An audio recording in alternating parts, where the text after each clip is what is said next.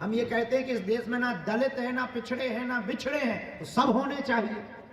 जब हम हिंदू ही बना रहे हैं तो फिर कौन इसमें दलित बच रहा, कौन इसमें पिछड़ा बच रहा? जब हम ये मैटर ही खत्म कर रहे हैं तो फिर तो सबको मिलना चाहिए अधिकार, और वर्तमान में ऐसा अधिकार सब जगह होना प्रारंभ भी हो गया है। तो हमारे शंकराचार्यों से और आचार्यों से भी प्रार्थना है, इस बात पर बहुत पुरजोर तरीके से व्यवस्था पर हम सबको समर्थन करना है कि इस देश में अब ना कोई दलित है, ना कोई पिछड़ा है, ना कोई बिछड़ा है, ना कोई ब्राह्मण है। जब सब हिंदू हैं तो हिंदू ही मंदिर का पुजारी है। क्या नाम है? धीरेन्द्र। धैर्य टूट गया, भाजपा ने झूठा कर दिया। नाम तो धीरेन्द्र, धीरों में इंद्र से, उनका धैर्य टूट गया, भाजपा की गोद में जाके बैठ गए, भाजपा ने निगल लिया।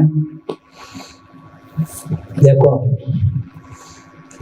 गीता का पहला अध्याय, अर्जुन का वचन, जाति धर्मा कुल धर्मा च शाश्वता कुल धर्मा सनातना, अर्जुन का वचन है। वैदिक वाङ्मय में कहीं भी इसका निराकरण या खंडन नहीं है। पूर्व पक्ष इतने अंश में है कि संभावित युद्ध के चपेट में आकर कहीं सनातन जाति धर्म कुल धर्म वर्ण धर्म विकृत ना हो जाए। बाकी वाक्य सिद्धांत का ही है।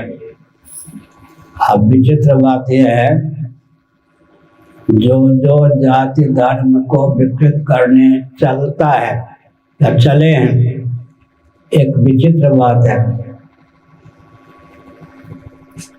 वो विकृत पहले हो जाता है, और जब विकृत हो गए तो विकृत क्या करेंगे? जो जो जाति धर्म को धर्म सनातन वैदादि साथ संबद्ध है, उनको विलुप्त करने का विचार बनाता है, पहले ही विलुप्त हो जाता है। जब विकृत हो गया तो विकृत क्या करेगा? वो पहले ही विकृत हो गया, विलुप्त किया, स्वयं ही विलुप्त हो गया तो विकृत क्या करेगा? इसलिए जाति धर्म को मिटाने का प्रयास करना अदूरदर्शिता, पागलपन, भाजपा कांग्रेस की गोद में बैठकर उनके उच्छिष्ट का भोजन करना। दूसरी बात है, अब युक्ति की दृष्टि से बोलता हूँ, America, Britain, Germany, Japan, France इत्यादि जो विकसित देश बने जाते हैं, उनमें कोई ऐसी विधा है कि शिक्षा, रक्षा, अर्थ और सेवा के प्रकल्प सदा संतुलित रहे, मातृशक्ति का शील सुरक्षित रहे, हर व्यक्ति की जीविका जन्म से सुरक्षित, हर व्यक्ति का जीवन दुर्व्यसन मुक्त रहे? कहीं नहीं। पूरे विश्व को चुनौती है, शिक्षा, रक्षा, अर्थ और सेवा के प्रकल्प सदा संतुलित रहे, मातृशक्ति का शील सुरक्षित रहे, बिना परिवार नियोजन गर्भपात के जनसंख्या संतुलित रहे, हर व्यक्ति की जीविका जन्म से सुरक्षित, हर व्यक्ति का जीवन दुर्व्यसन मुक्त रहे, इसकी कोई विधा नहीं।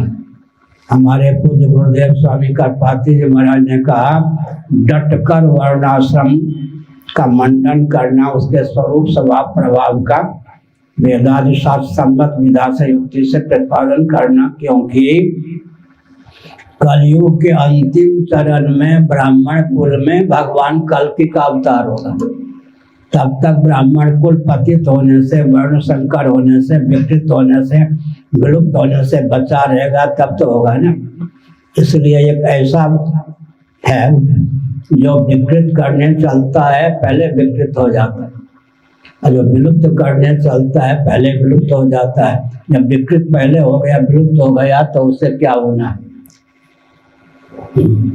अब तो सुन रहे होंगे या सुन जाएंगे ना, उनकी माता हमारे लिए भोजन बनाती है, ब्राह्मण कुल मन का जन्म हुआ, अब मैं कह दूंगा तुम्हारी माता के हाथ का भोजन नहीं करूंगा,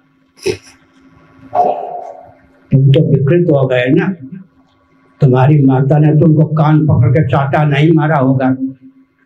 जब हम जाते हैं तो उसकी माता भोजन बना के पवाती है, हम समझते हैं कि ब्राह्मण घर के ब्राह्मण है। अब जब तुम जाति का खंडन करते हो, तुम्हारे हाथ का पानी नहीं पीऊंगा ना, तुम्हारे घर का भोजन करूंगा। ये सब अवसरवादी है। अवसरवादी थोड़े दिनों के होते हैं, ज्यादा दिन चलते नहीं। कांग्रेस की सरकार होगी तो कांग्रेसी हो गए, भाजपा की सरकार हुई भाजपाई, सपा की सरकार हो गई सपाई, बसपा की सरकार हो गई तो बसपाई, कम्युनिस्टों की सरकार हो गई तो कम्युनिस्ट। ऐसे लुढ़कते हुए लोटे का कोई महत्व नहीं, लुढ़कन बेपैदी का लोटा। अपने मोहन भागवत जी से हमने कहा था, उसके बाद वो चुप रहे, अब नहीं खंडन कर। हमने कहा था दैव योग से आप ब्राह्मण कुल में उत्पन्न हो, वर्ण व्यवस्था का खंडन करोगे तो तुम्हारे माता पिता जो स्वर्ग में है तुम्हारे नाम पर रोएंगे, तुमको कोसेंगे, तुमको नष्ट कर देंगे। तो उसके बाद वो खंडन नहीं करते, कहते हैं धर्माचार्यों का विषय वो जाने। इतना तो हो गया। एक अशोक सिंघल थे, नाम सुने होगा, 70 बार मेरे पास आए। एकांत में उन्होंने कहा महाराज बाहर से वर्ण व्यवस्था का खंडन करता हूं। फिर कहा उन्होंने, प्रयाग है क्या? प्रयाग में एक तिवारी जी थे, हाँ प्रयाग में तिवारी जी थे, उन्होंने मुझको अपना उत्तराधिकारी बनाया, अपना भवन भी मुझको लिख दिया, लेकिन मेरे हाथ का पानी भी नहीं पीते थे। इसलिए वर्ण व्यवस्था की बात करते रहिए, हम लोग खंडन करेंगे, इधर ध्यान मत दीजिए। हमारे दुरंगी चाल होती है, दुरंगी छोड़ एक रंगी हो जाए, सरासर मोम या पत्थर हो जाए। कोई तरीका ही नहीं है। शिक्षा, रक्षा, अर्थ सेवा के प्रकल्प संतुलित रहें। अच्छा सुनिए, महाभारत और अभिज्ञान शाकुंतलम का अध्ययन करने पर यह तथ्य निकलता है, कर्म ऋषि ब्राह्मण नैष्ठिक ब्रह्मचारी थे। विश्वामित्र जब क्षत्रिय भावापन्न थे, उनके ओज से मेनका अप्सरा के गर्भ से शकुंतला का प्रादुर्भाव हुआ था। अप्सरा का स्वभाव होता है, उनका गर्भाशय इतना पुष्ट होता है, 1 घंटे के अंदर वो ओज को, तेज को, वीर को बेटा या बेटी का रूप दे करके जन्म दे देती है, पालती नहीं। अप्सराएं बच्चों का पालन नहीं करती, उनका स्वभाव होता है। शकुंतला थी, शकुंतला खेल रही थी, दुष्यंत जी गए, शकुंतला के रूप पर, यौवन पर वो मुग्ध हुए। महाभारत का अध्ययन कीजिए, अभिज्ञान शाकुंतलम का अध्ययन कीजिए। क्या कहा? इन्होंने कहा शकुंतला के दुष्यंत ने कहा अगर ये ब्राह्मण की बेटी होती तो मुझ क्षत्रिय का मन नहीं चलता, ये ब्राह्मण की बेटी हो नहीं सकती। ये है, ये हुआ है। इसका अर्थ क्या होता है?